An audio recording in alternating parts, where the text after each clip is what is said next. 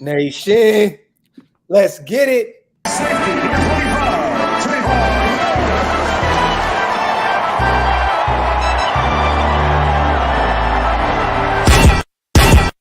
Yeah, I'm a Raider, Oakland Raider. From the Bay to LA to Las Vegas. I'm a player, a boss player. If you with me, pop your collar, shake them haters. I'm a Raider, Oakland Raider. From the Bay to LA to Las Vegas. I'm a player, a boss player. If you with me, pop your collar, shake them haters. I'm from the city of Sac, rapping silver and black. Word of honcho, give me the strap. The realest is back. Stupid chop with some silly attached. Eye for an eye, fuck it man, give me a patch. I'm a Raider, Oakland, LA, Vegas, Jalen, Kenyon, Jacobs, Regis. Man, bruh, dog, we litty. The shine with the speed, Edwards with the 50-50. Yeah, this that I silver and Blackfield. Abram in the box, I'm Merrick in the backfield. Yo, shout out to the nation, man.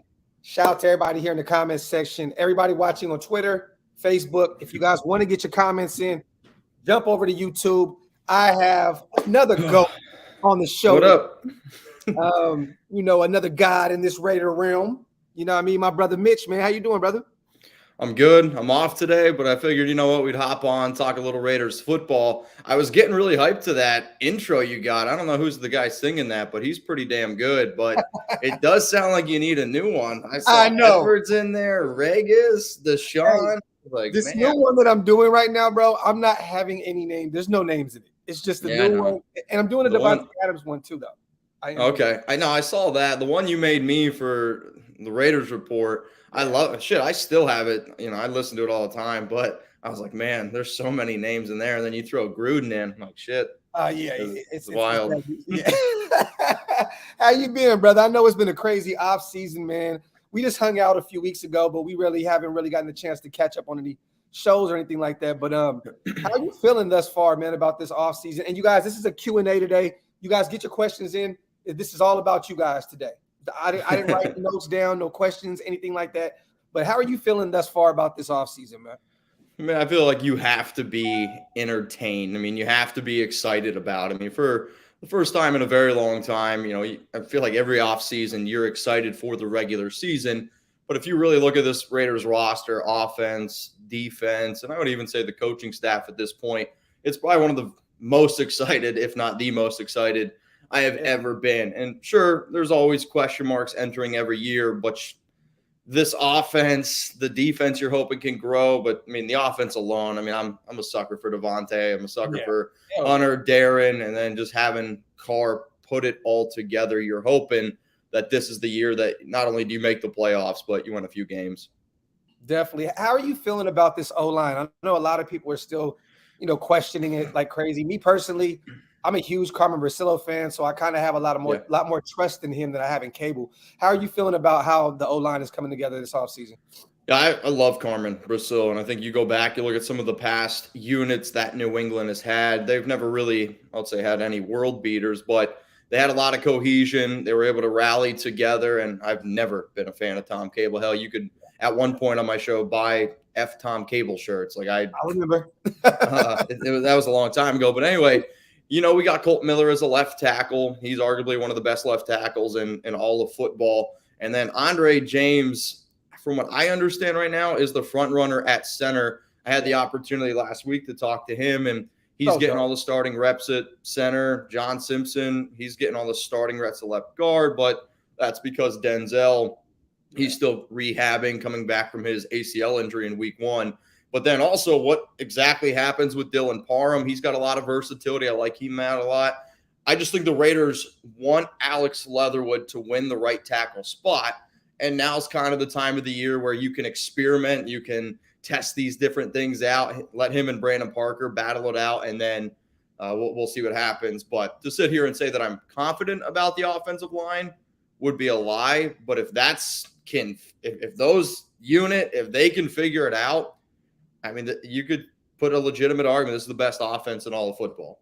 Definitely. So maybe Hondo wasn't tripping out because I seen you tweet out his predicted offensive line. We all know Colt Miller's a left tackle. John Simpson, it's not really that much of a shocker. I mean, everybody was coming out last year saying he was the strongest guy on the line.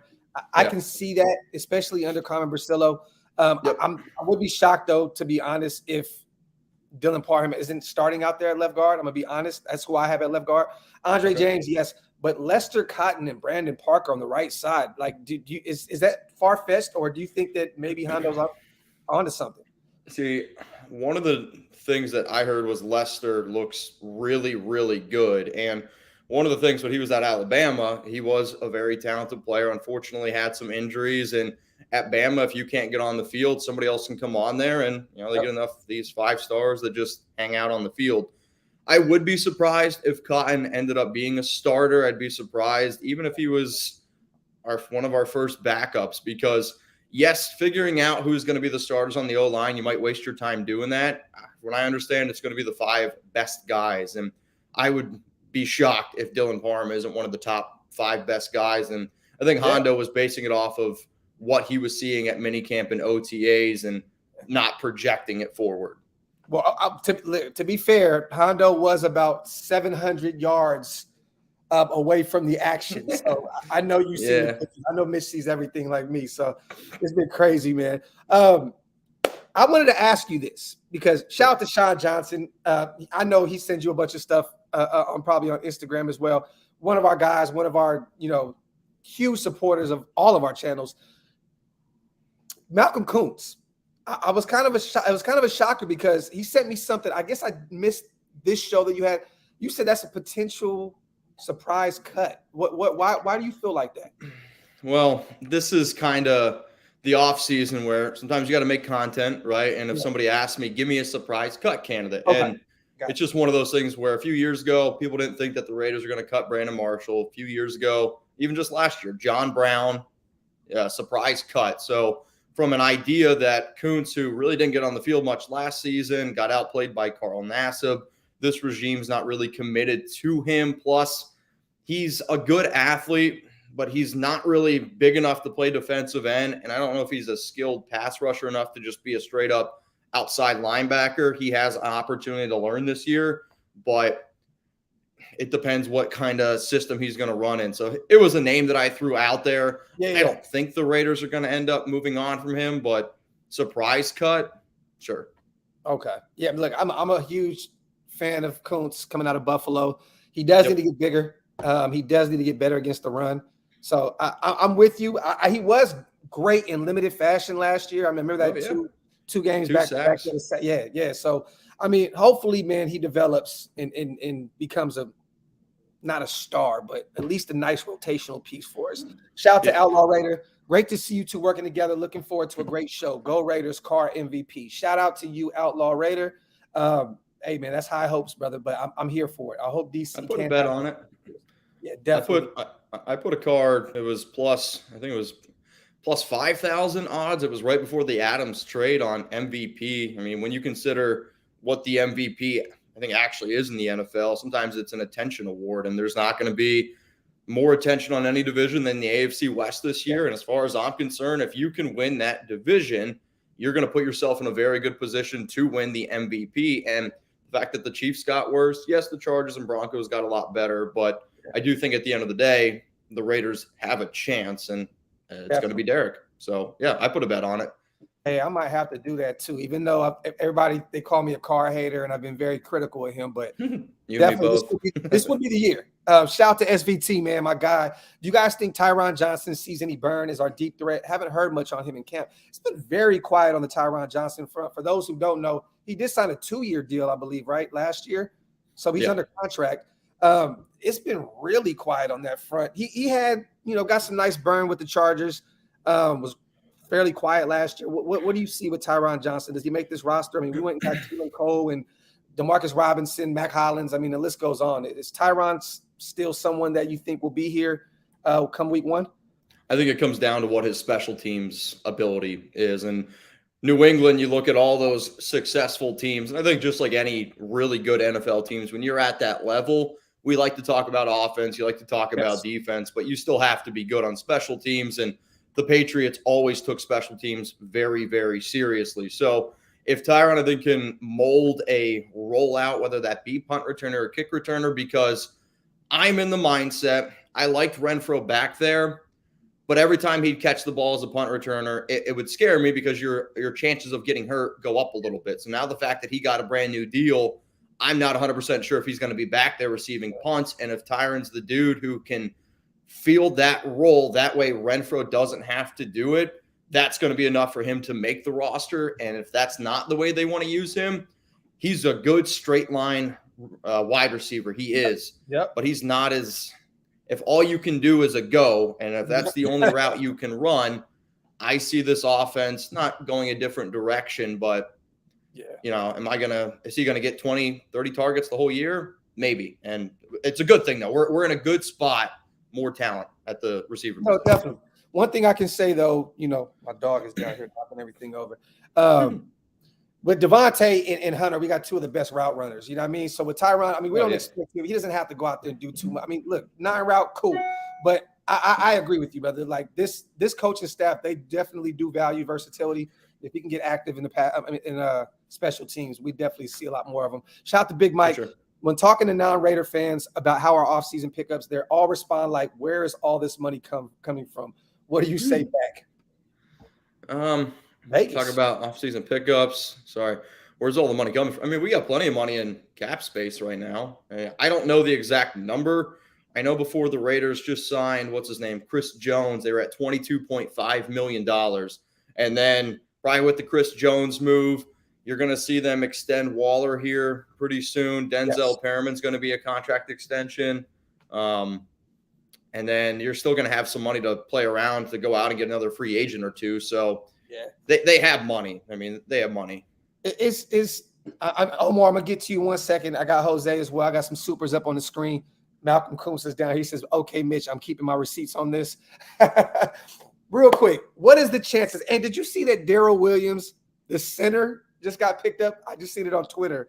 He went to the New England Patriots. I didn't even know there was a center in the NFL named Darrell Williams. Oh, shit, no. Yeah, so I was tripping out a little bit. I'm like, oh, man, here we go. Because, you know, we're both fans of of going to get Darrell Williams for right tackle. Facts.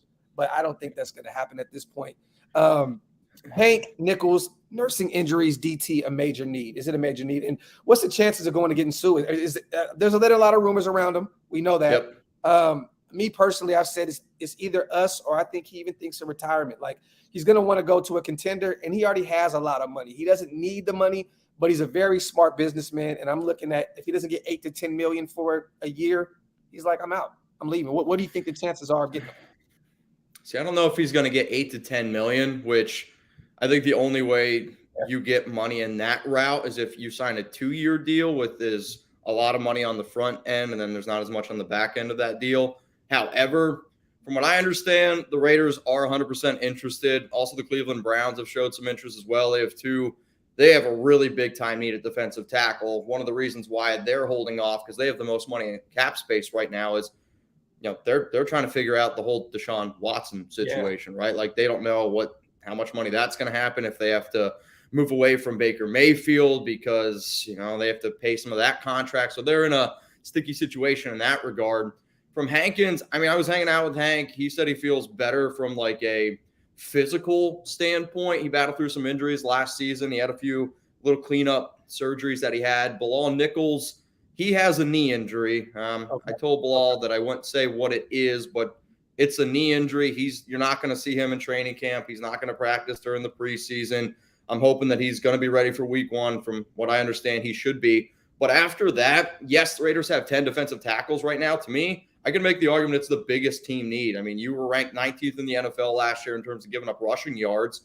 I mean, we can have hope, right? You can hope that Matthew Butler plays well. You can hope that Neil Farrell Jr. steps up as rookies, but they don't have that much experience. Then Tyler Lancaster, he sounds like he should be a groundskeeper. And then you look at somebody like Vernon Butler, the UDFA, Tyron Amosa, Tagovailoa, whatever the heck his name is. Like you have guys who might be able to be something, but I don't want mites. With this roster, I don't want mites. I want somebody who can come in, be reliable, be a solid defensive tackle. And if it's not Sue, a name to keep in mind is Eddie Goldman, who also played for the Bears last year. He's got some connections to Champ Kelly. So those are two. I've heard Sue and I've heard Eddie Goldman. What about Larry O, man? I know he failed a few failed a few things this offseason, a few physicals, but I mean, is there still a chance we would take a look at him? I mean, he can get to the quarterback. I mean, it's never been a problem. I think one of my biggest fears, and you could probably understand this too, since you do this full time.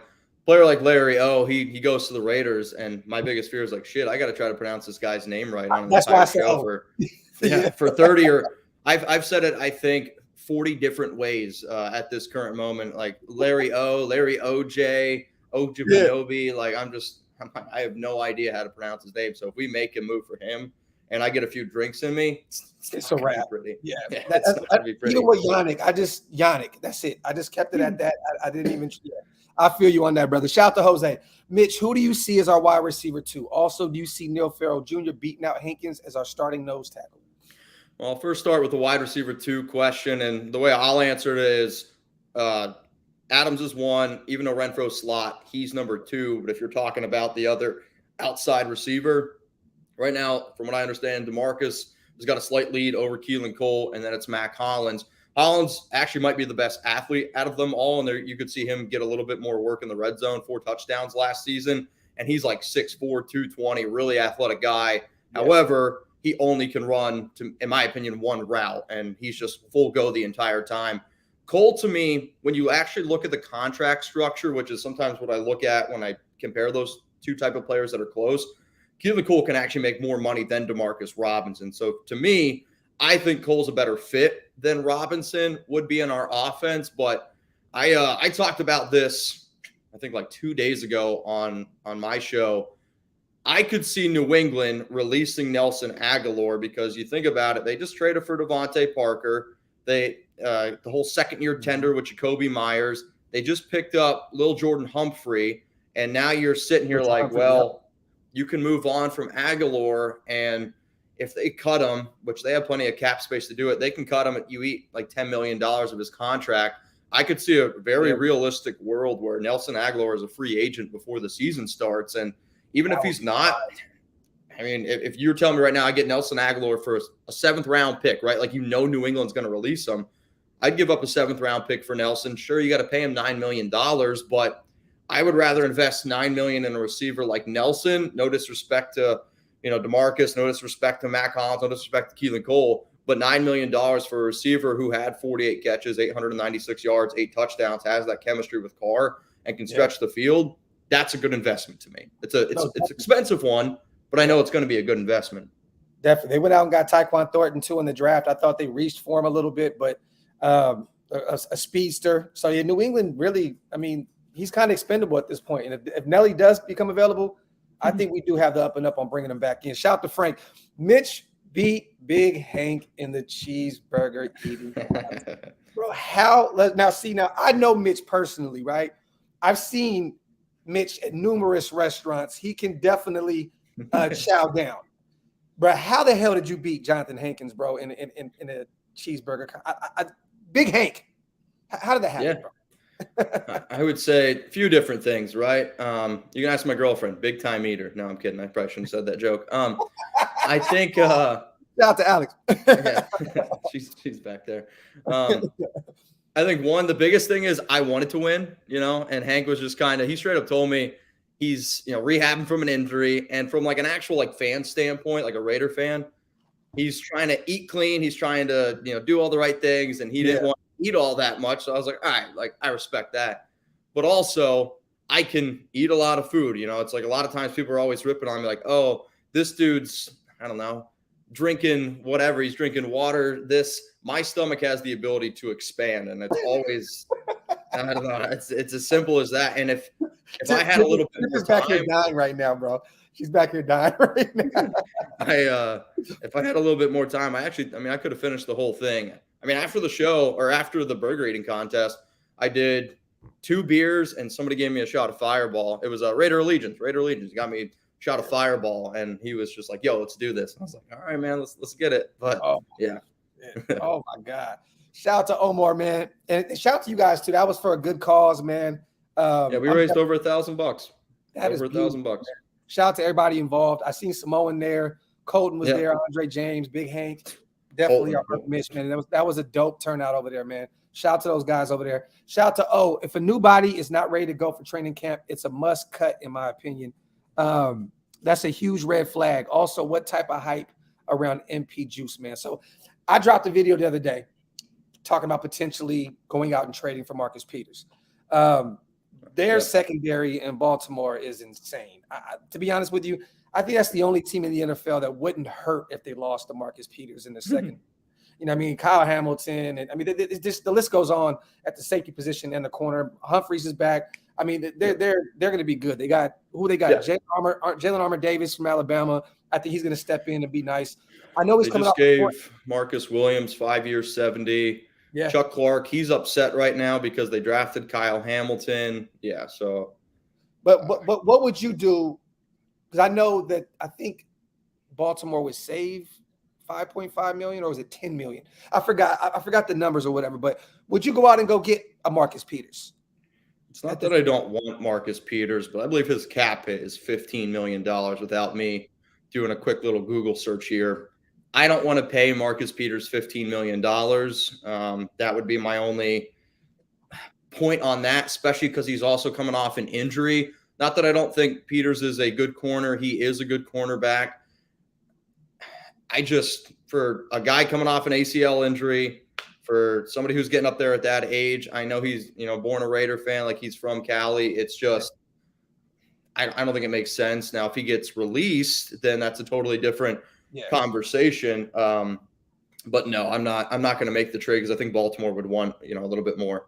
I think Graham is actually happy with these young guys that he went and got, because he went and traded for Rocky Sin like almost immediately when free agency hit. Got Anthony Averett quick and fast. Like, we didn't even allow him to get anywhere. Like, I think that he likes these young guys.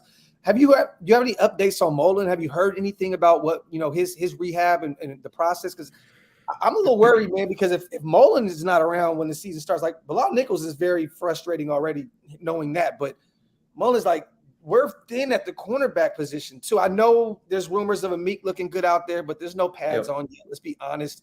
The measurables are not there. I'm a huge Amik fan, loved him in college.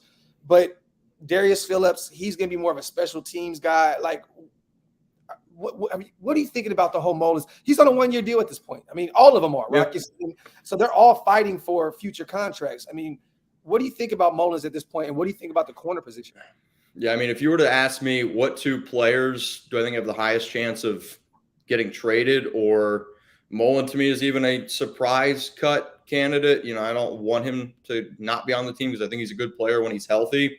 Yeah. I was told he had surgery on May 3rd, and I was told it was a cleanup, right? Yeah. But I also know that as far as I'm concerned, Mullen, in my opinion, was strategic in getting his surgery the day after the draft, right? Because I feel like if you get the surgery before the draft, that puts the team like on alert a little bit, and they're like, well, maybe now we can go out and draft somebody. They didn't do that. He gets the cleanup surgery. I'm under the impression that he's going to be okay for week 1, but I don't want to be in a situation where, and I've used this analogy before. It's not quite, apples to apples, but last offseason, Richie Incognito is going to be healthy. Richie Incognito is going to be healthy. He's going to be healthy. He's going to be healthy. And you rely on him. You wait for him so long, and then it never happens. I don't want the Raiders to be in a situation this year where they're waiting. Trayvon can't ever get to that point. And now you're essentially but you're not allowing another player an opportunity to compete because we need Trayvon. And if you're relying on him, then the Raiders might not go and sign somebody else who can help you compete. But from what I understand, Amika's looked good. I know they're really impressed by Rocky Sin. I've heard a few times he's a pro's pro. And when he first came out of Temple, he's not really a flashy corner by any means, but I think Raider Nation is going to love Rocky Sin. I mean, he was drafted 2nd round, I think like 34 overall. And he's a hardworking guy. Like, he's a good cornerback. I liked Anthony Averett a lot. I thought he played really well last season. In opportunities, he did get targeted a lot, but that's because people didn't want to target Marlon Humphrey. They're going to come at him. And then, Darius Phillips, he can play some inside. Nate Hobbs, I've heard some rumors that they love Nate Hobbs so much that he could even play outside corner if need be. I'm a believer, if it's not broken, don't fix it. Coming off a year where you could argue as a rookie a top 10 slot, maybe you don't decide to do that. But The other issue is, man, I watched a lot of film on Nate Hobbs coming out of Illinois, and the thing that worried me about him, keep him in the slot because he looked great there last year, but on the outside, he gave up big plays or he made big plays. And I don't want to, he's still young. His second year, you don't want him to check out. You play sports, you're an athlete. When you psychologically get messed, it's very, very hard to bounce back from that. We've seen it with DC when he went down with his broken ankle. Like it was something mentally that was plaguing him. And like, I don't want to push him outside. If need be, yes, I get it. No, even rumors of him at safety, which I think that was a blunder on the Raiders' part with, but on the depth chart. It was. Yeah, I mean, it was a typo, but I also heard that they actually tried to use him out there, and I think it's more just them experimenting, right? Like, I'm okay with the Raiders experimenting in June and May. I don't really want them to experiment in September and October type of things. But I think it also comes down to not just the corners, how the safeties look. Like, I love Trevon Merrick. I think he is going to be one of the top safeties in the NFL. Maybe not this year, but another year from now. To me, he's just a do-it-all guy. But you need to have somebody else back there. I love Daron Harmon. And then the Raiders have a handful of, I'll call them question marks at safety, whether that be Roderick Teamer, Dallin Levitt. He's a good gunner, but he's still, probably not somebody I want to rely on in terms of coverage. And then I like Tyreek Gillespie a lot. Me too. How does that happen with Abram? I'm probably the hardest guy there is on Jonathan Abram. I mean, I have high standards for players that, you take in the first round. Yeah. However, to me, he could be an interesting fit. I don't want him out there all the time, but if I need him to be up in the box, let's see what happens. I mean, it's interesting. The safety position for the Raiders is interesting. I think Patrick Graham, if he can't figure it out with Gillespie, I don't think anyone can, because at Missouri, Gillespie played in the box. He played deep. He played nickel. Oh, yeah. He was all over the place. And I think Patrick Graham values versatility like crazy. I think Gillespie could have a big year. Not saying that he's for sure to even make this roster. Let's just be real. I mean, there's no really attachment to this new regime, but I'm a fan of him. The only knock on him is he's never had any turnovers. I mean, even in college, he's never had any INTs, but I don't know. We'll see. Shout out to Jose, man. Mitch, do you see New England cutting Isaiah Wynn and the Raiders picking him up? I'd be shocked if they moved on from Isaiah Wynn. I get that there's rumors and rumblings around him wanting a new deal, which I don't really blame him for wanting a new deal. The issue is for the Patriots, their long-term investment is Mac Jones, and getting rid of one of your better offensive tackles would hurt. The other issue is Isaiah Wynn wants to play left tackle. And in terms of the NFL, you play left tackle, you can make more money than playing right tackle. Now, sure, there's instances where Trent Brown, the Raiders paid him all that money, and he was a right tackle, but he's not going to take over for Colton. So I think Isaiah Wynn coming to the Raiders doesn't really make too much sense. Yeah, me neither. Shout out to William, man. What DT may become a cap casualty and become available to sign? That's a good question, because we're not really talking about a lot of these potential cuts coming up here in the near future. But, I mean, is there anybody out there that you can think of? It's pretty thin at the defensive tackle position right now. Like, I didn't really like this draft at defensive tackle. No, it was a weak class. Yeah, really, it was pretty weak. I was shocked, though, that we didn't take a flyer on Noah Ellis as a UDFA. I know he went to Philly. I liked him out of Idaho. But there's not really too many defensive tackles. Unfortunately, I can't think of any DTs that are potential cut candidates right now off the top of my head. I know another name that I've been trying to keep a close eye on is Sheldon Richardson. He's a little bit of an older guy, good run stopper in case they're worried if Big Hank is not 100% healthy. Also, Sheldon Day, I believe he's still available, and he has some ties in the back with some Patriots coaches. And, I mean, I think it's Goldman and Sue, bro. It's Goldman and Sue at this point. I think that's really what it is. I mean, that's like you said, the Champ Kelly connection with Chicago. So, him always – it's like he always finds a team where there's no state tax. He left Miami, Tampa Bay. I mean, he was drafted in Detroit, so he couldn't choose that team. He went to L.A. for a year. I think he went to Ring Chase at that point. But it's either Sue or Goldman at this point. That's what I'm thinking. You know what I mean? Are you buying into them saying pretty much, even looking at the defensive tackle position at OTAs, that it did look like the weak spot thus far? Like in OTAs, I know it's early, there's no pads on, so it is very hard to gauge that. But the pet codes, I don't know. From what I understood, there's multiple different reasons also why defensive tackles can look good. One person, and I said this was like, it's 105, 110 degrees. Those are big boys. I mean, they're probably gonna look slow out there. I mean, it's hot as hell, but you're getting ready to move out there. So I mean, you kind of know what that's about. But in terms of, am I surprised? No, because your best two defensive tackles are Jonathan Hankins and Bilal Nichols. And if they're not out there on the field, then essentially what you're looking at is, again, Matthew Butler, Neil Farrell Jr., Tyler Lancaster, Vernon Butler. I'm trying to think. Andrew Billings. Who else is there? I mean, Kyle Petco. Yeah. Where the pets go. I mean, that's just not a lot of depth. We have bodies, but not a lot of depth. Yeah. No, facts. Shout out to everybody here in the comment section, man. Make sure you guys wipe them feet, hit them thumbs up. Real quick, man. UDFAs. Is there any guy that you think can make a difference on this roster, that can actually make the roster and actually get some playing time? I mean, I know, our young safety out of USC got that bloodline, Palomalu. There's Justin Hall out of Ball State. There's a few guys, but to me, I think from a talent standpoint, and again, you can totally miss on guys, your evaluation from a draft processing standpoint. But the two players that I have rated the highest right now that are on the team, I have Sam Webb, who I have him rated the highest out of all the cornerbacks. I like and that. Then there's a guy that I feel like people are going to really like in the preseason, and it's the Iowa pass rusher, Van Valkenburg or whatever. And to me, he is a less athletic Max Crosby. And I'm not just saying that because he's a white guy. But when you watch Valkenburg play, he just never gives up. Like, he's clearly, I would say, from an NFL talent standpoint, I don't think it's there. He doesn't have the bend. He's just, not an NFL quality defensive end.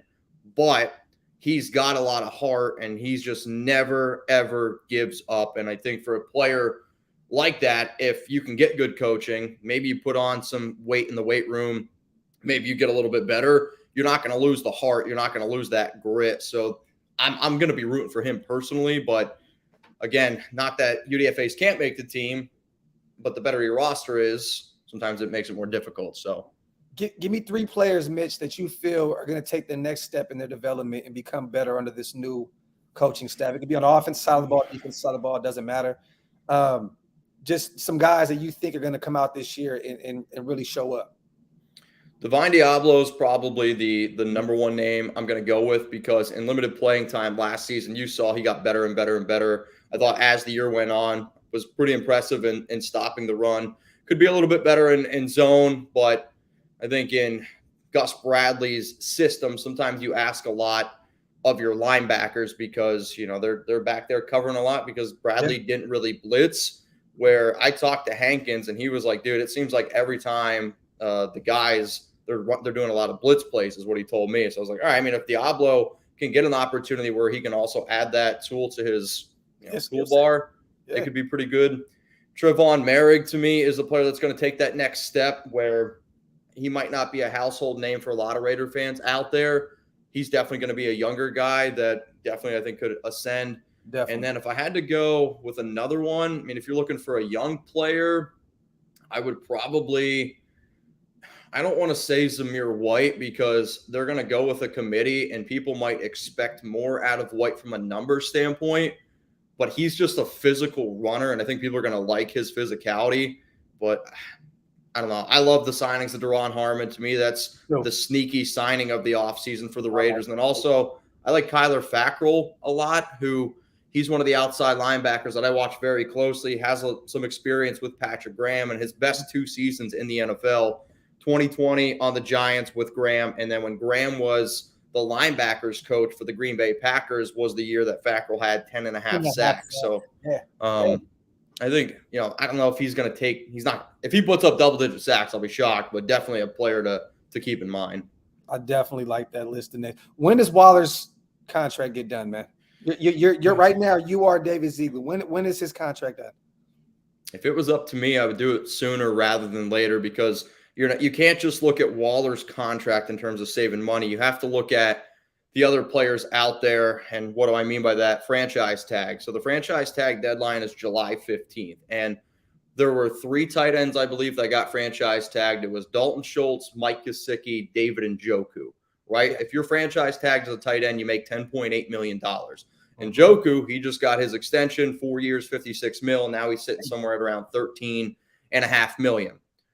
To me, if Gesicki signs a deal, because I used to do some videos last year for the Dolphins. Luckily, I don't have to do that anymore. But Gesicki wants to get paid like a wide receiver because he lined up 77% of the time as a receiver. And if he gets money like a receiver, he's going to get like 17, 18 million. And if that happens, Darren Waller's deal goes up a lot higher.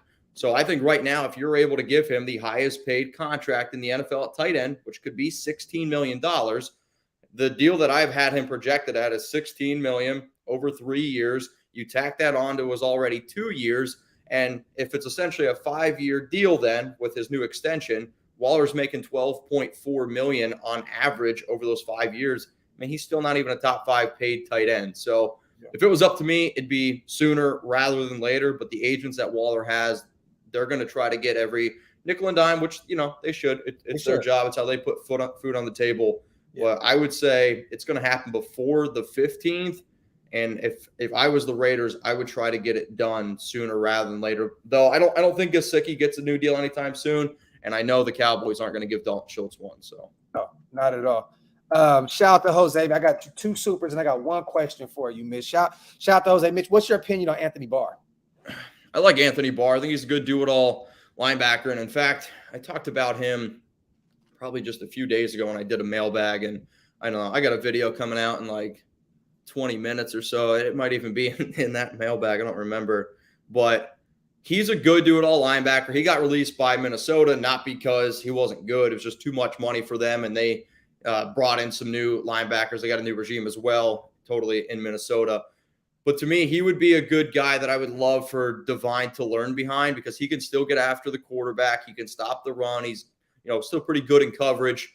It's just how much money does he want? Because to me, I don't spend a lot of money on linebackers. And I would say if I'm going to give money to Anthony Barr, then I'm not 100% sure if they go out and give money to Denzel Perriman, different types of linebackers. But from what I understand, though, they are looking at the linebacking position. I just think it's more of an outside linebacker more than an inside linebacker. What is a contract? What does an extension look like in terms of Denzel Perriman? Because, you know, I watched this guy since he was a Miami Hurricane, and durability has always been an issue. Let's be honest. Last year, we got really, really lucky to get as much football as we did out of Denzel Perriman. You know, he did get hurt, you know, a little later on in the season. But in terms of an extension, I mean, I know this is a 1-year deal and it's really, really cheap.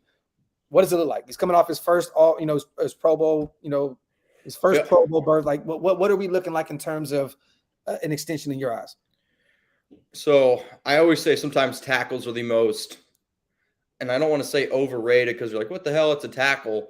But in Gus Bradley's system, which is why he was brought over, good fit in Bradley's system. Think about it. If you don't blitz your linebackers and you're only bringing 4 defensive ends, you're relying on your linebacker to be able to make the tackles. And that's what Perriman was able to do. He is weak, though, in terms of covering, which, you know, he might not admit it, but he's not the best coverage linebacker out there. I would say I had my projection for him, something very similar to what like Jordan Hicks just got, which he got a 2-year, $10 million extension. I would sit here if I was Perriman's agent, I would want slightly over that. Maybe 2 years. I had $11 million on the Raiders report.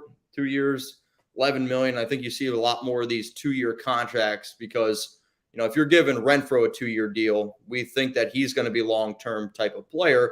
Perriman, I would say also, okay, give me 2 years because I want to be in this window where you guys think is your opportunity to win now with the players here. And if it doesn't end up happening, then that's when you see, okay, well, then I'll do something. But I had 2 years, $11 million for Perriman. Graham must see something because, you know, a lot of us were questioning his fit in this system. And now to be talking about an extension this early, it's like, wow, Graham must see something in him. Like, you know what? Don't get me wrong. He is a glue guy. You know what I mean? He's definitely a veteran that's going to help these other guys around. And he's definitely one of those leaders. But I was kind of shocked to hear about potential extension with him because me personally, I said it on one of my videos. I would love for us to get younger at the linebacker position. But I'm not against bringing him back in. Like a 2-year, $11 million deal. That's modest. You know what I mean? I'm not against that. But he's still going to be 30 years old Or Yep. he is 30, right? No, I believe he is 30 years old, or at least he'll be 30 once the season starts. It's something like that. But I mean, 154 tackles. I don't have his stats pulled up right now, but I can. insane I know amount. I have a graphic. He never had a season more than 70 tackles. I don't believe his entire career. It's like 61, 48 tackles over the past 2 seasons. And the thing is, though, for the Raiders, they're going to run so many different fronts, right? Like if they're going to run a 4-2-5 or if they run a 3-4, as long as he can be the inside linebacker, he's going to be a good player. But I think a lot of people are sleeping on Jayon Brown. And in fact, I didn't even bring up Jayon. But Jose Jonathan, just asked you that too. He said, "What's your opinion on Jayon Brown?" Jose, I love Jayon Brown. Like he's a good coverage linebacker, and the Raiders, man, we've been looking for a good coverage linebacker for a long time. I hope I don't jinx him because I was like, oh, Corey Littleton, great, cover linebacker. But to me, Jayon Brown, he's also a Mike Vrabel guy, and Mike Vrabel has a lot of those connections with New England, and he's going to come in, he's going to do the right things. It's just he's a good coverage linebacker, and he just needs to continue to do that. Though I will say over the past few seasons, he's maybe fallen down a little bit, but that's also because Tennessee's defense last year had a lot of injuries, and they were pretty sus. In 2020, I believe he was the #1 cover linebacker in the league. So it's either 2020 or I was going to say 2019. Okay, one of those years. But I mean, it's not. He's good. Yeah, definitely. Let me ask you this, man. This is the big thing in the nation right now. I've gotten a lot of flack because everybody says I'm a Josh Jacobs hater. I love Josh Jacobs. He's one of my favorite players on this team, but we also know that position is very expendable in today's NFL. So we know he'll be running back 1 going into the season. We know him and personally, I think him and Kenyon Drake are done after this year. But let me ask you, is there any way if Josh Jacobs just goes out there and performs crazy? We know this is a committee of running backs, so we're not going to have him be that workhorse that Gruden wanted him to be. And I think he's going to thrive because of it. But is there any way we bring back Josh Jacobs? Or is there going to be another team that's probably going to overpay him, which I think is going to happen in free agency and Josh walks? Yeah, and I think that's the realm, right? I mean, I think you have a better chance of bringing Josh back if he doesn't play well. Because if he does play well, he's going to go out and he's going to look for his contract. Because as a running back, you probably only get 1. And, that's just the way the position is. And with a guy who's had as many injuries as Josh has, he's probably going to have his 1 opportunity to get that one-time deal. And as far as I'm concerned, and I went back and I have checked these numbers out, when you go look at all the Patriot running backs, like for the past few seasons, New England with that regime has never had a running back. You got to go all the way back to 1976 that they've had a back that's led the backfield in rushing yards 4 straight seasons. It just doesn't happen. And Josh, he's led the Raiders for 3 years. I anticipate he's going to lead the team again. But what do? They get a running back. They draft him. He plays 1, 2, 3, 4 years, ship him out. Yeah. Get a running back in there. He plays 1, 2, 3, ship him out. And that's just what they do because it's cheaper. You can go with a committee.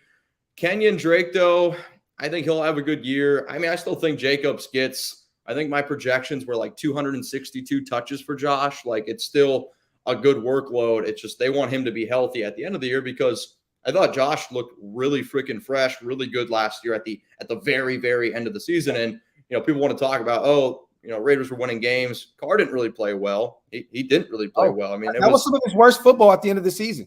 Oh, yeah. I mean, Carr did not play well, but the defense, I thought, stepped up at key times. Yes, Carr made the plays when need be. Carlson was clutch. But I thought it was, Jacobs ran the ball really, really solid. And to me, that's why the Raiders won a lot of games. But he's not going to come back, man. It's unfortunate. It's just I'd be shocked if the Raiders brought him back. Jose, I think Brandon Bolden plays more of the Rashard role this year. I don't think Zamir does. Zamir's not catching the football. No, definitely not. What you got going on, man, coming up here in the near future? I know you pumping out videos like crazy over there at Chat Sports. For those who are not subscribed to our brother yet, living under a rock, Chat Sports, the Raider Report. I mean, Mitch is killing it over there. What do you got going on here in the near future, man? What you guys got pumping over there? I'm trying to get to 115,000 subscribers. So if you guys haven't subscribed yet, please do. It's called the Raiders Report. Mm-hmm. But in terms of my next few videos I got coming out, I got interviews with Andre James, Colton Miller. I put out an interview yesterday with Jonathan Hankins, had an interview with Kendall Vickers, and then, anytime there's breaking news, I mean, it's a race. You know what it's like. I go live. I try to be interactive. We try to have a good time over there. But if you want to see some player interviews and thoughts on like what Andre James and Colton Miller think about the offensive line, those videos, I believe, are going out over the next 2 days. And I asked, my interviews are different, where I don't want to just sit up there and be like, have fun. Yeah, I have fun. So I made the guys do some shit, and I asked Andre James what his body count is, so you guys can see his answer. Oh, bro, I can't wait for that shit. Are you going to be in Vegas anytime this upcoming season? It's still TBD. It's one of those things where I want to be out there. I want to do watch parties. I want to be able to get out there, but you kind of know a lot of the background stuff, what goes on for me. So I would like to, but it's not up to me, unfortunately. But I would like to. I want to try to go to your event on August 27th. I mean, that looks freaking sick. So I don't know if you're all tied up on that. We might have to talk afterwards. No, I was gonna already call you already because I talked to my people out there, and I want to get you out there, bro. You know what I mean? Yep. So just let me know. I know you're doing the Patriots game the night before. Yep. So I'm good. I got the okay. It's just it was coming down to that preseason game. I don't know if I'd be able to do it or not. So essentially I'll do that, and then I'd have to come out right after. I just talked to Scout yesterday too. He said he's going to come out as well. So okay, I get to meet Scout. Get our boy Scout out there, man, and get Mitch. It'd be a lot of fun. For those who don't know, August 27th, we are doing I call it week 0. We're going to do a Raider invasion in the high desert at Adelanto Stadium out there, like near Ontario, Victorville area. With some whiskey, he's going to be out there. There's going to be a lot of former players. Stuart Schweiger, my boy, he's going to be having a lot of his former teammates out there. We're going to have some fun. So, and tickets will be available, you guys, in the next week or so. I promise you, everybody's been asking. And Too Short will be performing, and I will be performing my Raider records as well. Mitch, you already know my brother. Love you to death, man. We got to get together here soon. I don't know when in terms – me and my wife, me and Tim, we just yesterday said we're doing the Vegas thing. We don't have a solid date, but we know we want to go. So we're still going to be here for a minute. You know what I mean? So we got to make sure that we get together, man, and do some double dates or something, man, and get together and kick it, man. Yeah, I would love that. I mean, right now is my time of the year where I can do a lot of that kind of stuff. So I would say anytime from now until, probably like that first week of August, I am a lot more free. So if anybody in Dallas wants to come grab a beer, I mean, Docs and I, we literally just it's probably over a month at this point, got together with a bunch of Raider fans in Dallas, and definitely drank way too many mimosas, but it was a good time, man. It was a good time. Yeah, definitely. Shout out to my boy Mitch, man. Appreciate you for being here, pulling up on me, my brother. I'm gonna call you. What's a good time to hit you up, man, so we can get this LA situation.